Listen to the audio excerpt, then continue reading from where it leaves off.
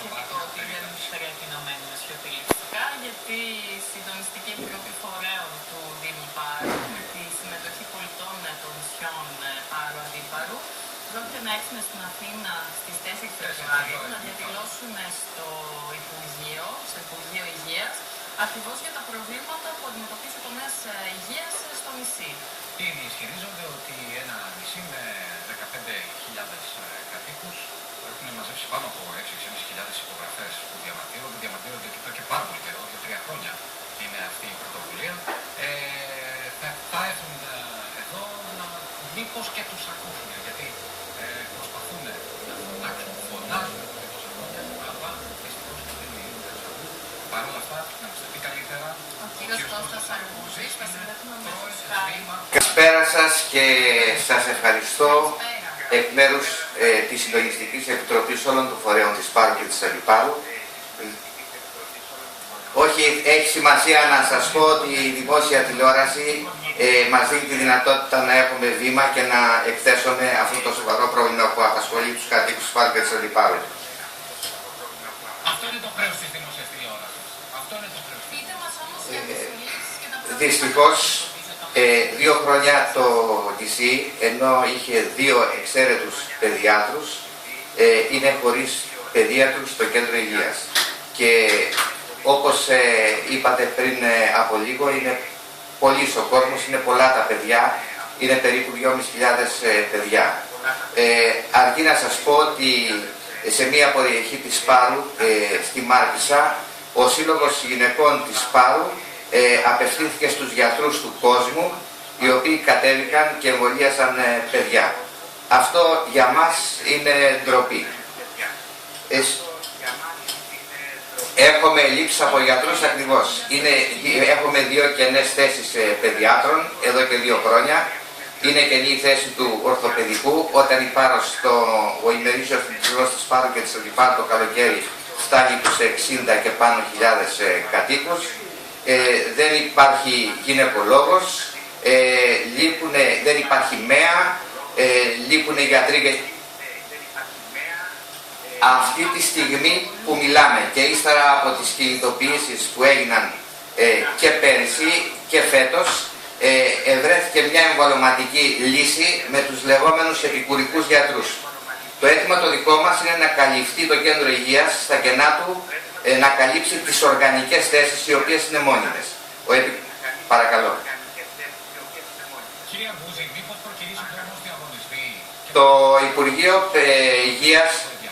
Γιατί αυτό είναι, ξέρετε, η μία, με συγχωρείτε, αλλά το ένα κομμάτι είναι η πολιτεία που μπορεί να διαφορεί, το άλλο κομμάτι όμως είναι να κάνει αυτά που πρέπει να κάνει, αλλά οι ίδιοι γιατροί να μην πηγαίνουν.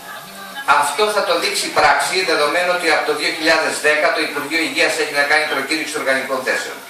Αυτή είναι η απάντηση. Και για να συνεχίσω, σας λέω ότι αυτή τη στιγμή εγώ έχω ορθοπαιδικό, ο οποίος ενδιαφέρεται να καλύψει την κενή οργανική θέση του κέντρου υγείας, όχι όμως την επικουρική. Οι επικουρικές είναι ετήσιες συμβάσεις. Μετά τη λήξη των για 12 μήνες, ακριβώς. Και υπάρχουν τέτοιες οργανικές θέσεις κενές και σας λέω.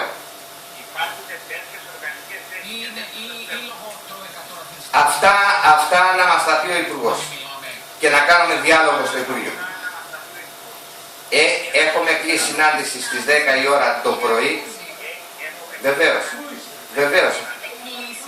Έχουμε κλείσει συνάντηση, ασφαλώς. Επικοινώνησε ο Υπουργός με τον Δήμαρχο της Πάρου, τον κ. Λαφογιάννη. Και συμφώνησε. Όχι απλώς ενωμένοι, είμαστε μια γροθιά. Κοιτάξτε κάτι, ένα νησί το οποίο καταρχήν θα πρέπει να δούμε και το ζήτημα του τουρισμού με την έννοια την εξής. Ότι όταν το νησί ημερησίως φιλοξενεί γύρω στους 80.000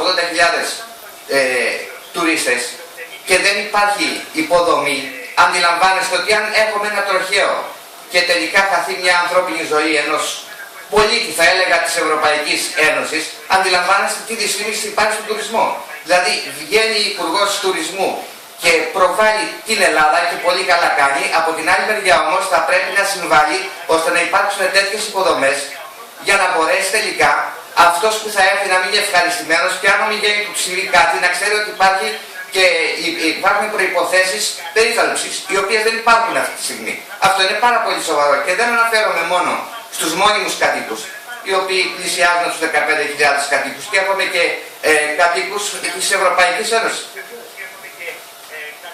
Λέτε και για τους τουρίστες, λέτε και τα τουρίστες. Έχετε προβλήματα Βεβαίως, αρκεί να σας πω ότι ένας υπερηχογράφος για μεγάλο χρονικό διάστημα ήταν χαλασμένος και χρειάστηκε ένας δημότης της Πάρου να δώσει 3.000 ευρώ για να βρεθεί το εξάρτημα και να μπορέσει να λειτουργήσει. Ας σας πω ότι τα φιλμ δεν είναι αρκετά για να καλύψουν τις ανάγκες του ακτινολογικού. Να σας πω ότι δεν υπάρχουν νοσηλεύτριες. Ήρθε ο γυναικολόγος στα πλαίσια της, ως επικουρικός γιατρός. Πήγα και είδα την γυναικολογική κλινή, η οποία είναι σκουριασμένη. Και από την άλλη μου λέει ο άνθρωπος ότι εγώ πώς θα κάνω εξετάσεις σε μια γυναίκα χωρίς να υπάρχει η παρουσία αμαίας. Αντιλαμβάνεστε ότι αυτά είναι αθλιότητες.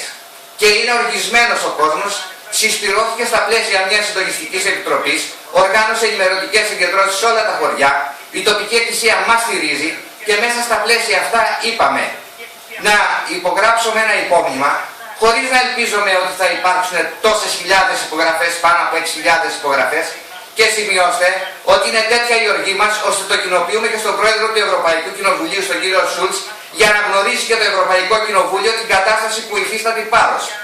Παρακαλώ. Κύριε Μπούζη, εμείς περιμένουμε τις εξελίξεις και εδώ είμαστε. Μαζί σας και να καρποφορήσει και η προσπάθειά σας. Και εμείς σας προσκαλούμε από τώρα στο νησί μας το καλοκαίρι. Να είστε καλά κι εσείς. Να είστε καλά.